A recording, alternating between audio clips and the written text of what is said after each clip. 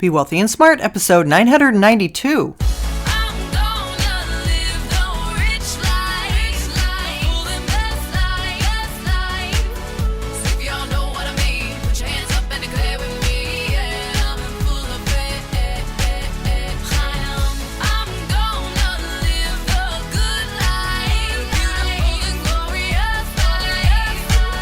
Step into a world of wealth and financial freedom without budgets, boredom, or bosses on Be Wealthy and Smart.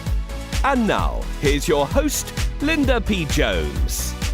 Welcome to Be Wealthy and Smart. I'm Linda P. Jones, America's Wealth Mentor, empowering women and men worldwide to financial freedom.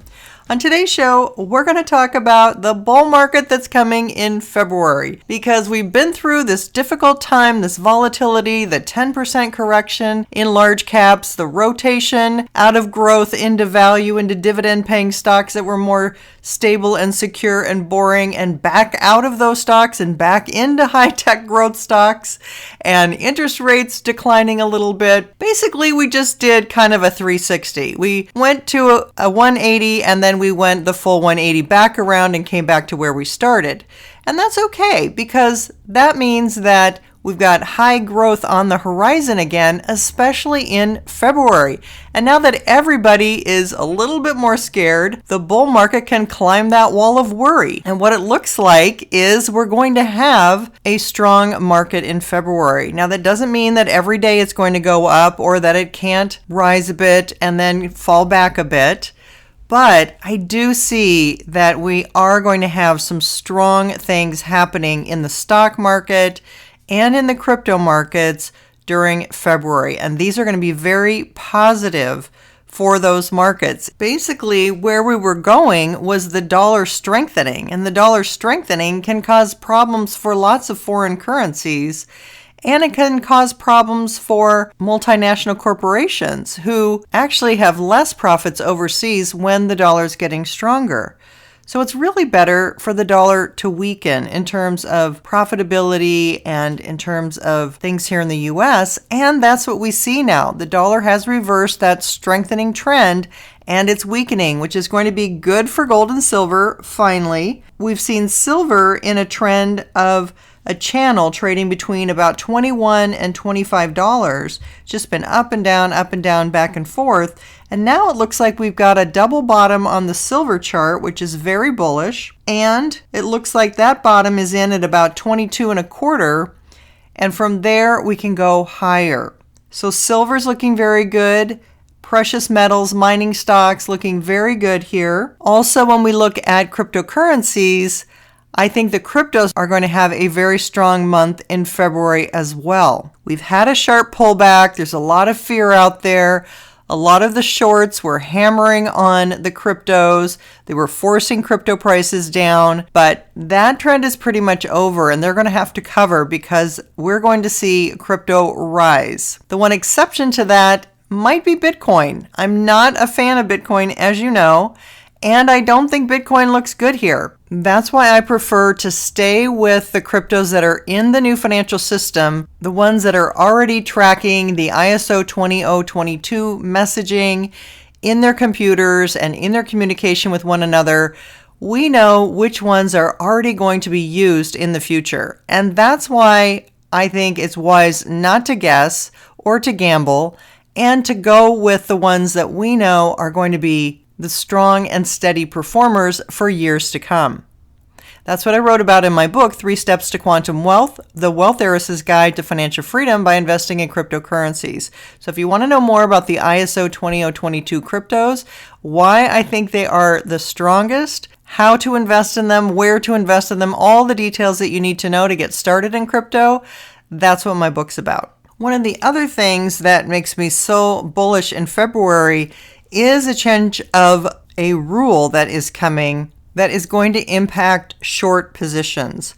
And I think that the shorts have had an abundance of time and money on their side, but I do think we're going to see that come to an end probably starting in February, as this rule means that they have to start covering their short positions or they're going to be automatically sold out.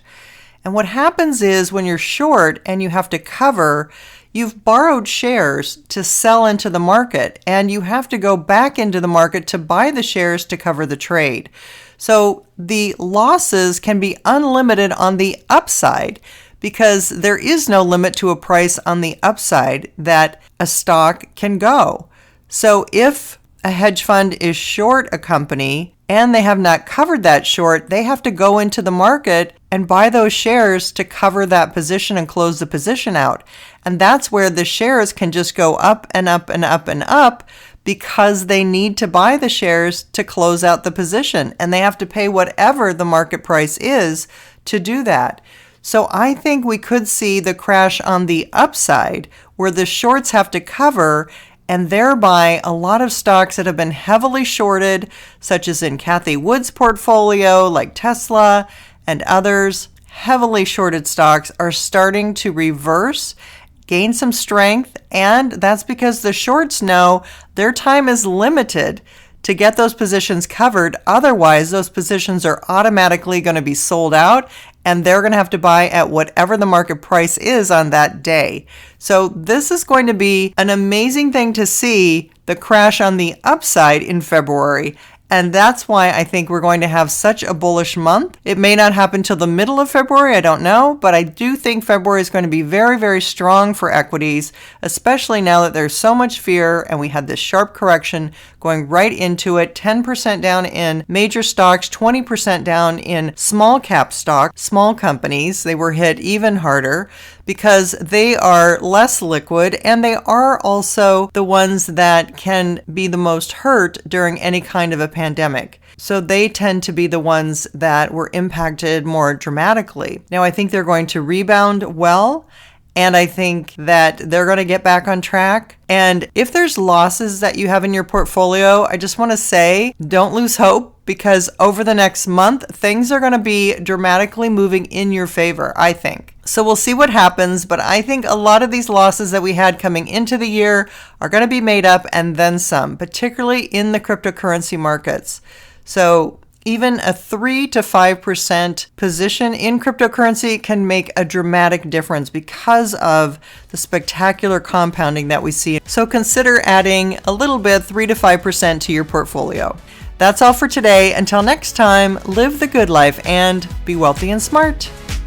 Thank you for listening to Be Wealthy and Smart with Linda P. Jones. Share the wealth and tell your family and friends about the show. Check out our website, blog, and social media for more riches at www.bewealthyandsmart.com.